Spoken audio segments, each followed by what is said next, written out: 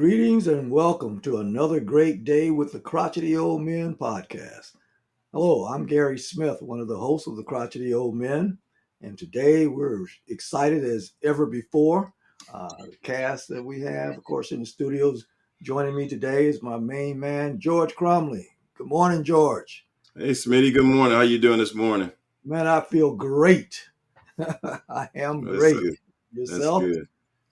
That's really good. Hey, man, as usual, as we're kicking this thing off in 2023, we got an exciting guest today. As you know, for our audience, we always talk about the importance of owning real estate and how it can affect your life and help you leave a legacy for your children and generation after generation. And we've got a very special guest here today. We've got Birdel Jackson with us today. Birdel is an engineer and an author. He's a sixth generation entrepreneur who, along with his wife, ran an engineering firm for over 30 years. And the interesting part about it, Birdel's family has been a beneficiary of their merchant planter great parents, Ella and Edward Jackson, who built a family home back in 1923, which is still in the family. So we thought this would be a very interesting topic for us. So, because, here at the Crotchety Old Men podcast, we talk about the importance of owning real estate. So today we're talking about Birdel, about how real estate has impacted his family, and it also has impacted and allow him to leave a family legacy. Morning, Birdel. How you doing? Good morning, gentlemen. Glad to be here. Glad to have you. So, Birdel, tell us, you've written a couple books. You talked about your family history. Tell us how you got into writing the book and talking about your family history. Oh, my grandson would visit me, and he would notice the people on the wall, on my brag wall. I got my family pictures on the wall and all of my diplomas, etc., on the wall. And he said, "Well, who are these people?" And I started showing him the family tree, and it got quite extensive.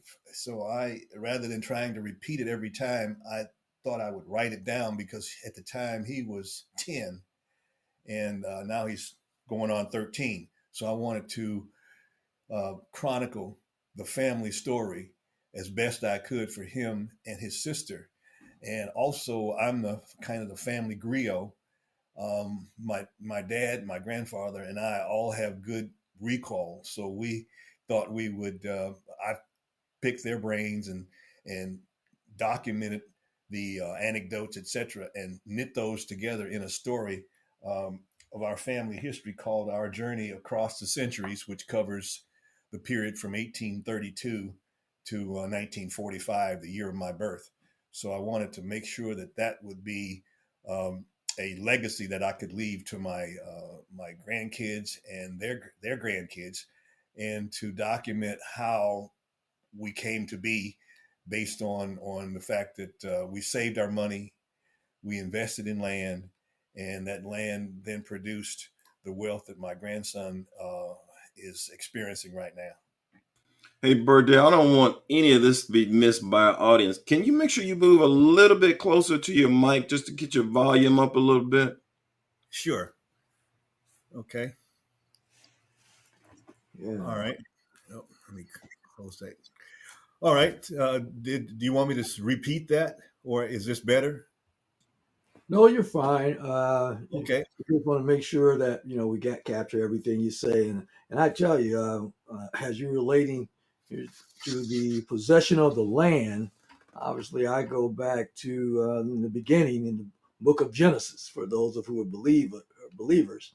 So, would you mind expounding on that somewhat in terms of the land that was in your family and how you managed it or just distributed, what have you? Could you expand on that? Sure.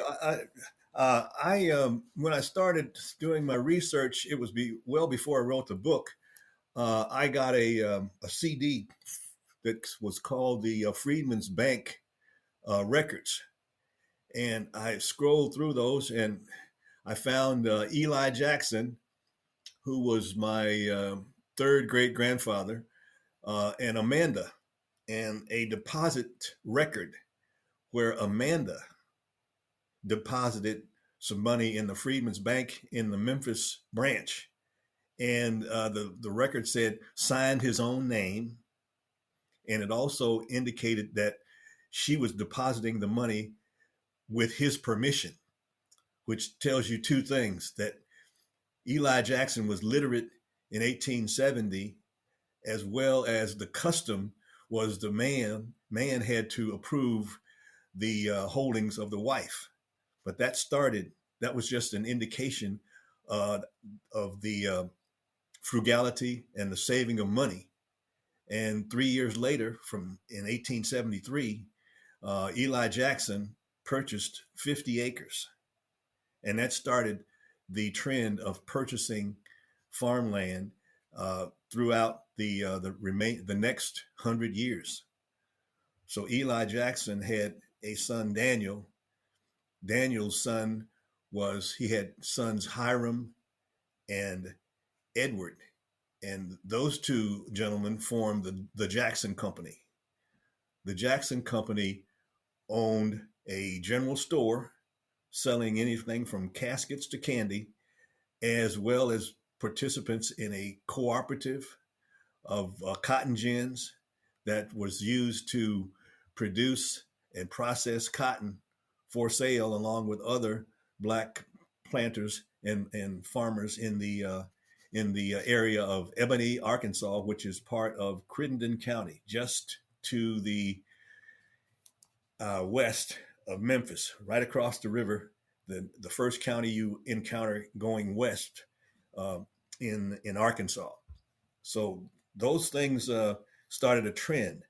So by the time you see the entry in the 1920s, the census where it lists Edward Jackson as merchant planter, my grandfather, Birdel Sr., is listed as mistakenly as a female, along with his brother, Roy. And those two gentlemen were then the recipients of the land that was passed on through the family when Edward died in 1961. I was all of 16 when that occurred. So I went back and strung those two brothers and documented where their land went from that standpoint. But Ed Jackson was purchased land. He purchased land from some of his siblings who lost the land, or the land was sold on the courthouse steps.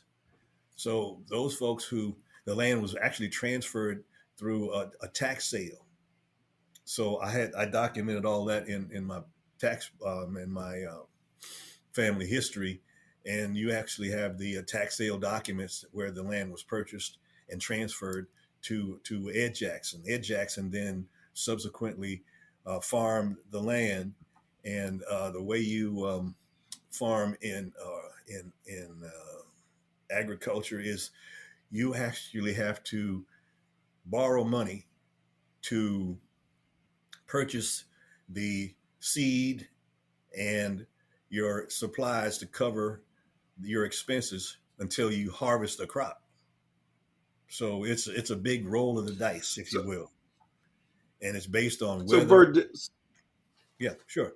So Birdel, so at the height of the family investments in this land, how many acres did you have total? Well, Ed Jackson had he had a total of let's see, he gave Roy 200 acres and my grandfather 160, and then he rented another 50 to 60 acres. So he at one time under cultivation, he had almost 600 acres under cultivation. And what was the primary crop? What was the primary use of that 600 acres? The 600 acres was cotton. And cotton is grown starting in depending on the rain and so forth. You put cotton in the ground in late March, early April, after the rains, and then you harvest anywhere from the end of September through November, and you plant So it. Go ahead. so with the understanding the process of the the farming and the crop, I'm kind of interested in how you took this land and basically propagated it over generations so that it affected other generations, even yourself, as far as being able to, education, buying houses, other houses, and things of that nature, understanding, farming and whatnot. But I'm more curious as how this was allowed you from a family perspective to build wealth and share it throughout the generations. Well, it's interesting. When I grew up in, things were rolling pretty well. My grandfather was farming his crop as well as his brother's crop because Roy didn't want any parts of farming. So it was Roy Franklin Jackson and Birdel Franklin Jackson Sr.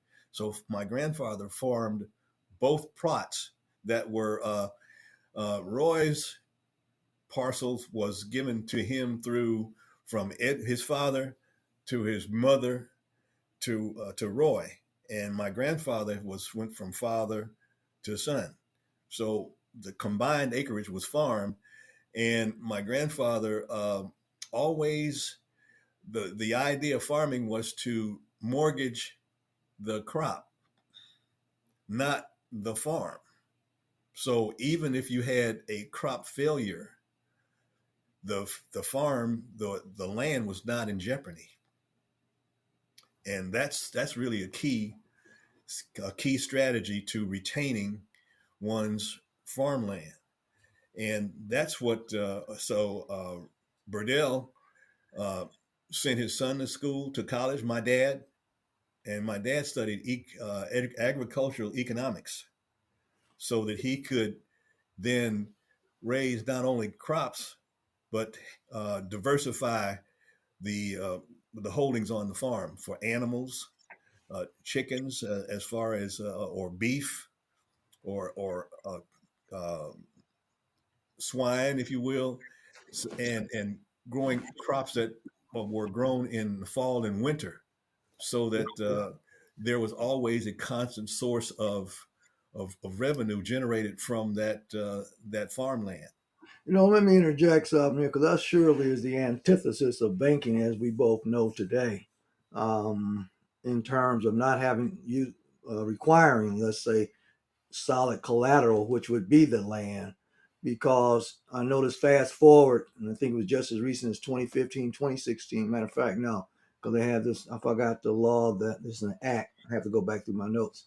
A specific act that was passed where the black farmers of today are being squeezed from every angle because it's three major banks that persist that yeah consistently or persistently, it's called almost like a loan to own arrangement where they have these farmers so burdened with debt that now they're threatened to decimate the few remaining black farmers in America because of this debt.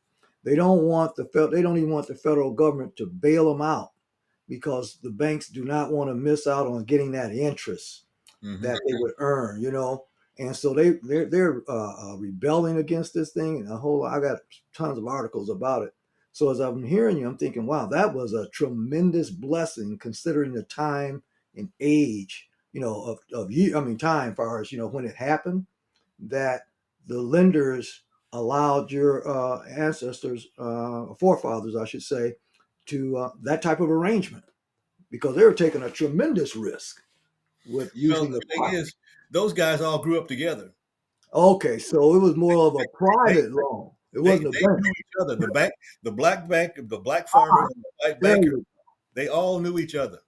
go. Okay, stop They're right all doing there. the same thing. They're I'm all doing the same. assuming that forgive me. I'm assuming they went to a white bank. They did, but they knew each other. They were they would farm the land right next to ours. So Okay, so they were more of an equity investor, not a debt investor. Then well, they they were equity. under the auspices of the bank. Well, okay, we won't belabor that, but yeah, they were more equity investors, not debt investors. Because a Right. debt investor, yeah, we both know. I'm not going to split hairs about it. But yeah, that's an interesting beginning there.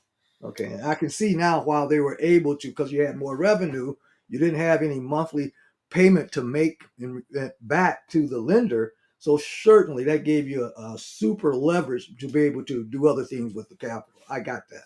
Right. Well, see, that's what, and I have notes. I have bank notes that say that my grandfather got this amount of money, and he paid it at this point in time. So it was one time a loan for a specific period from November to November. And when the crop came in, he sent a note saying, "Here's the payment." And one time he couldn't make it to Arkansas, to Memphis, because there was a flood. So the bridge, the passageway to from Arkansas to Memphis was impassable. So he sent a letter, and the letter was delivered to the bank. The bank wrote back saying, "We'll give you a couple of weeks to get, to because of the weather conditions, but we know that you'll be making this note." And then then you renew the note the next time. So you're just doing a annually renewable note. So it sounds like, okay, so with that strategy, and that's I think the key here, your family had a strategy for not only developing this land, but also doing different things. Like you said, as they sent people to college, they were able to enhance the farms a little bit more by going into livestock and things like that. So there was an overall plan. So let's move a little bit closer to present day. So with the way things are now, approximately how many acres do you have remaining from the original that you had? Well, the remaining acreage now is down to 40 acres. 40 acres. 40 acres. Okay, No so mule. can just briefly talk about, what happened to say that you went from the 600 to the 40. Kind of give us a summary of that. Okay. When I went before I went to college, I asked my grandfather, should I study agricultural engineering? And he said that because of the size of the farms around us competing, that I would have a difficult time competing with them because of the smallest, the size of our holdings. And my dad had tried that one generation prior, and he was the one that recommended diversifying the crops as well as animals, etc., so that we would have an annual operation. So by the time it got to my turn, my grandfather suggested that I not do that, not continue farming, and he would continue to rent the farm. He would rent the farm. He farmed until I graduated. So I graduated in 68 and he retired in 68. So he began to rent the farm, and the farm had generated enough income for him to maintain his lifestyle, as well as having he had smart enough to pay into Social Security for him and his wife. So there were several income streams that were possible because of what he had done, and his father had done, and his father's father. So there was a plan in place well before the advent of Social Security. So there were several streams of income. So once his brother's heirs, his brothers, Birdel Jackson Sr.'s brother Roy, uh, married a lady, Willie Jackson, and when Willie passed, her family decided to sell the farm, sell their holdings. Um, our family did not. When my grandfather passed, we decided to retain our family's holdings, and we took a different path, and that's why there's a difference in what the Jacksons have now versus what we started with. Because right now the farming is more, it's an agribusiness, and it requires large infusion of capital, equipment, etc. and you have to have an arrangement with basically someone to purchase your product. And that's where farming is right now. There's 15 different types of farming, but you have to have significant holdings to produce a product where you will get the attention of someone to buy your merchandise, if you will. Right. Absolutely. Absolutely. Absolutely. So, but that's good that the lineage and, of course, giving your family tree a basis from which to work from is an incredible. And I got to believe, I know people in my walks of life, particularly in my area of business, who have ancestors who have bequeathed or inherited land, hundreds of acres down south, South Carolina, North Carolina, some in the Tennessee areas, whether and the majority of them, because unlike your family, which is a good story to be told, I'll tell you, majority of them, because they were so splintered and divided and did not have a plan, that other investors just came along and just stole the land, basically. Yep. Mm-hmm. Okay, there's no other way of saying it. Either they stole it through a way of taxes, the exact same system that is used today, where there are some lenders who will loan to own. They will make sure that they'll loan you just enough money to fail, or charge you enough interest to cause you to fail, knowing that there's going to be some bumps or what have you. And because of lack of planning, lack of information, whatever the case may be, many of us to this day have unknowingly hundreds of millions of dollars have been taken or stolen from us, and we've had that possession of the land. So to hear your story, hopefully the listeners that are listening to this this podcast, can and will go to Ancestry or talk to your elders, talk to the people who are still fogging a mirror and still have a memory, and record this stuff, ladies and gentlemen, because this man here, Mr. Birdel Jackson, is sharing with us the importance of knowing not only where we come from, but the possessions that we've had and that we even still own. I bet there's some people right now, you're sitting on wealth and don't even know it. Okay. And go ahead, Mr. Jackson, because I don't want to steal your thunder, because you're opening up a nice dialogue here, sir. Well, see there's the land is currently rented, and you just go on the Department of Agriculture, and you can go down to the specific county that you live in, or that you own the land. And there are several categories. There's irrigated land, there's non-irrigated land, and they give you a price per acre that you can charge for rental. It's all there. It's all there in that little document you carry around in your hand at the Library of Congress, called the iPhone. Would you repeat that again so the people in the back can hear you? How simple it is. Say it again, please. It's all there. The U.S. Department of Agriculture has a listing of what the rental rates are for your farmland, so you don't have to sell it. You just got to go find it. If you can listen to the song by Rihanna or one of those folks, you can find this information just as well. Just type in farmland rental in X county. I'm gonna use that. I'm almost about to call you Dr. Jackson, bro. So I'll just go ahead and say it, Dr. Jackson. I'm gonna use that in my classes, because I teach a course on real estate, and I start with the basics. What is an acre? An acre is 43,560 square feet. So if you use what Dr. Jackson just told you, and you multiply whatever it is whatever dollar it is or cents it is that registry is saying that your land for the rental is per square foot, and you multiply that by 43,560 square feet, it's going to tell you then what that acre is worth. Exactly. Yep. That's all right. When you do the house, when you buy a house, you say, "Well, I'm going to spend $200 a square foot." Yes. So you got to buy a 6,000 square foot house. There it is. $1.2 million. There you go. It's simple math. You don't need a calculator. Yep. Yeah. So those are the kinds of things you got to decide if you want to buy a resort property that somebody's selling you for $500 a square foot. Absolutely. Is it worth it? Because you got to sell your $200 a square foot house and buy a house that's 2.5 times smaller than what you just left. Absolutely, man. I Be, tell you.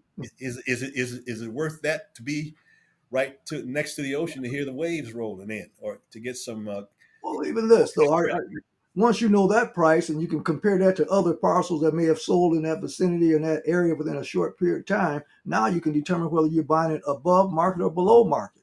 What's the exactly? replacement? What's the replacement cost? All those things come from just what Mr. Jackson just talked about: an acre of land per square foot. Like I tell a lot of people, real estate is like this. You buy it by the, I mean, you buy it by the gallon, but you sell it by the shot. It's like liquor. Well, in some cases, when we were in school, it wasn't a shot; it was a guzzle. Yeah, all right, there you go. But that's what it's all about. And so, we don't. Our podcast is all about education, inspiration, and encouragement.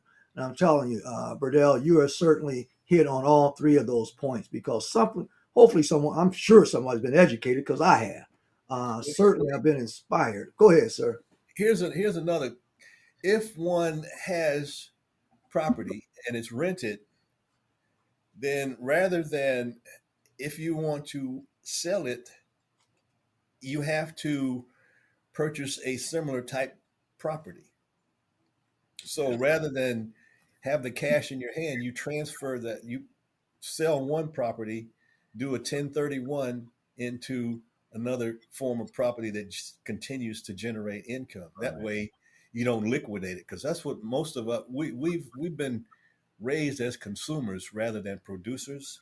So we Absolutely. want to get that money, consume it, boom, it's gone, it's in the ether, it's in somebody else's pocket, rather than as another type of real estate holding that you, if you don't want the farmland in North Carolina, then you can sell it, transfer, buy a quadruplex or a duplex in Philadelphia or New York City or in a suburb, and that way you still generate income, and it helps the next generation and the subsequent generation. So that's what we need to start doing, because we're right now we're experiencing our wealth and buying things that depreciate. Absolutely. And Yes, sir. that's a We whole don't. nother discussion. But That's yep. a whole nother discussion. We've had those on the podcast in the past, and certainly we want to get you back on here too because that's a topic that is near and dear to my heart. When I told you earlier, I didn't go to a formal school, but real estate, I've been in that for over the past 45 years. And from everything from a real estate agent in residential, all the way up to being a commercial broker in investment sales in commercial real estate and having invested in it, and of course now teaching it as well. I know it from both sides of the table, from the finance side and also on the sales side. So real estate, though, is just like Mr. Jackson said, ladies and gentlemen. As a matter of fact, I've always counseled people it's better to hold on to it because and receive the passive income flow unless such opportunity comes along where obviously if they're going to pay you more than what it's worth and you can tap out at the top of the market, yeah, take that property and do a 1031 exchange. Not only does it continue to pass on for generational wealth, but you also negate having to pay income taxes on that capital gains. And that's Right. one of the most important things about real estate is that all the benefits that it offers us, as far as favoritism when it comes to paying taxes. I don't expect anybody out there to read the tax code because it was written by and for the wealthy. However, if you hire someone that is very, very familiar with that tax code, and I think we talked about this on a previous episode of a tax advisor, not a tax preparer.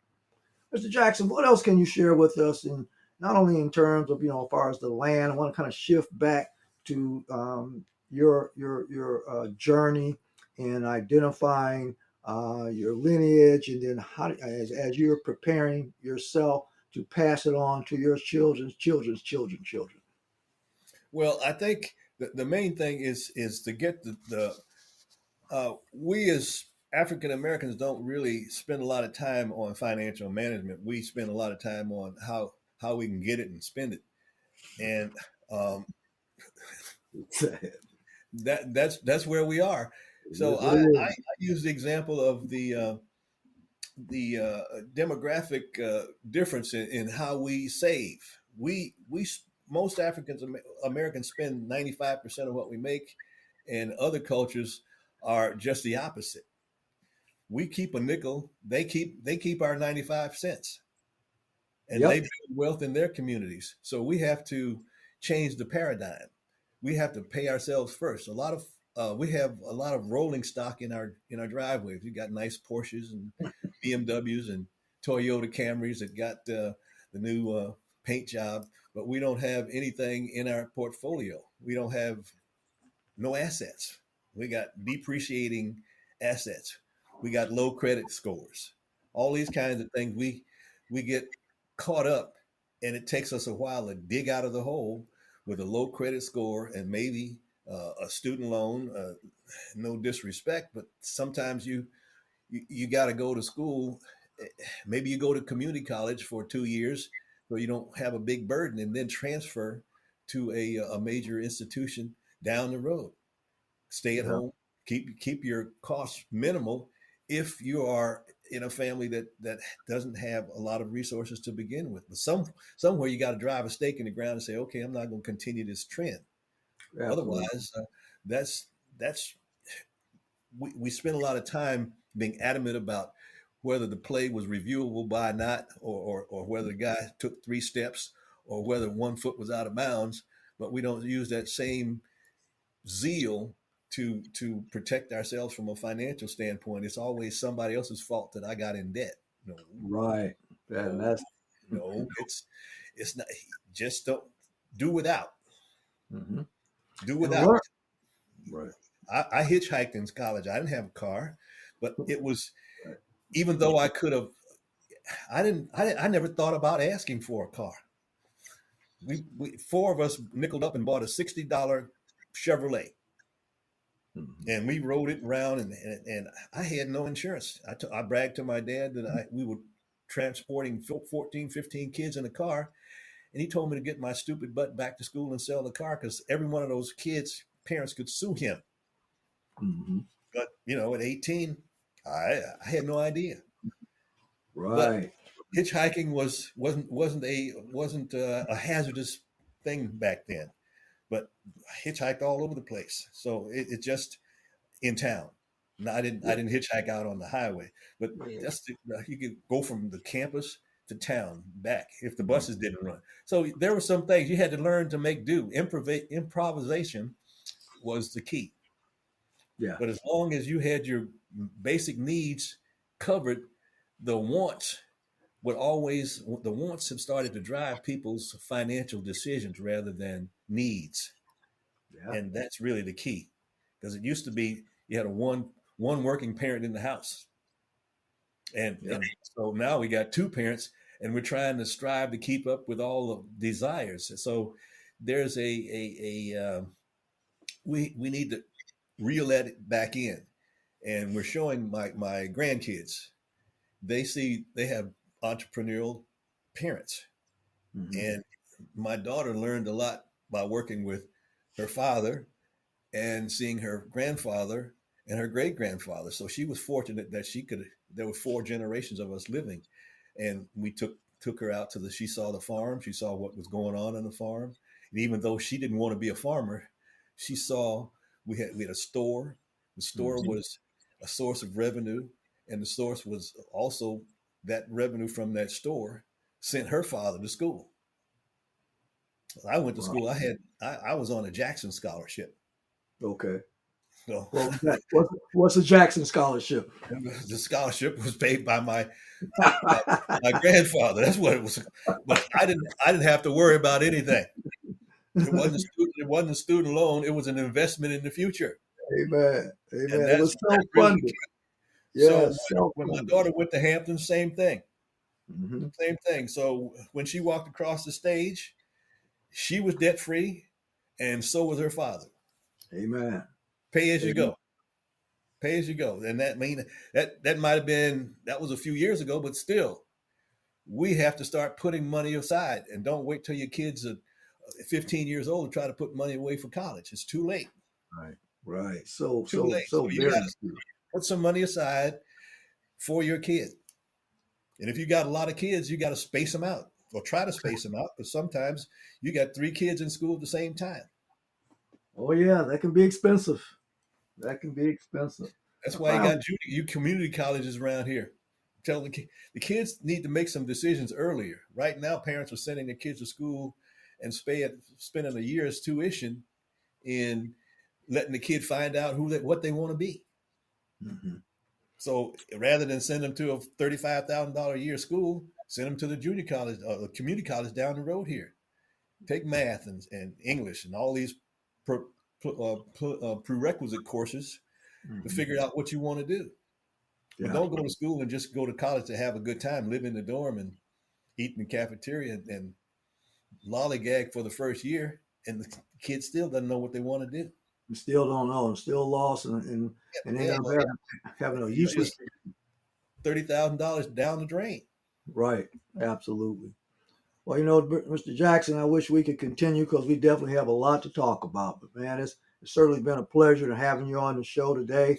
And as it come time for us to wrap up here, I did find my notes on that name of that act that I was referencing with regards to black farmers, and it's the Inflation Reduction Act of 2022. Mm-hmm. And that's that act that where the loans that were guaranteed by the Department of Agriculture are being fought against the bankers because they don't want to lose that interest. And President Biden, I'm not going to get too political here, but he went back on his word with that to help those black farmers with regards to this with the National Black Farmers Association. So I'm still kind of keeping my pulse on that situation because while we probably will never get reparations here in this country, we doggone should not allow any more stripping away of wealth or the ability to have wealth and create wealth.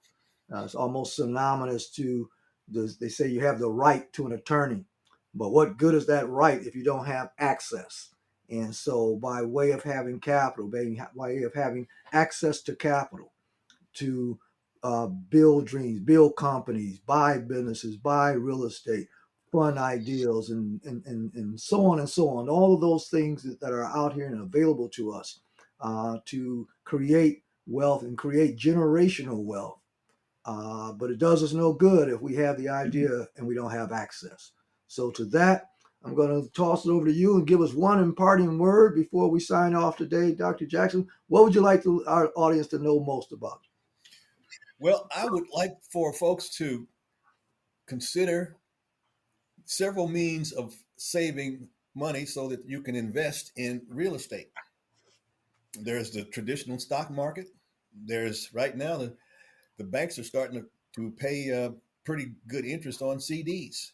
So you need to lock your money away so they just don't run in there like a piggy bank and shake it out and buy that new BMW. Maybe you want to buy a Toyota. Start big, start small, and work big. Those are the All kinds right. of things but there's some prudence in holding on to your money right away because we can't all be like what we see on the MTV videos or the videos. That stuff is all rented. So we're not going to be Tyler Perry. We're going to have to go to work, most of us. So we have to start taking advantage of company 401ks because our company we matched 50 cents on the dollar for folks to contribute to our 401k. And a lot of our employees didn't want to participate.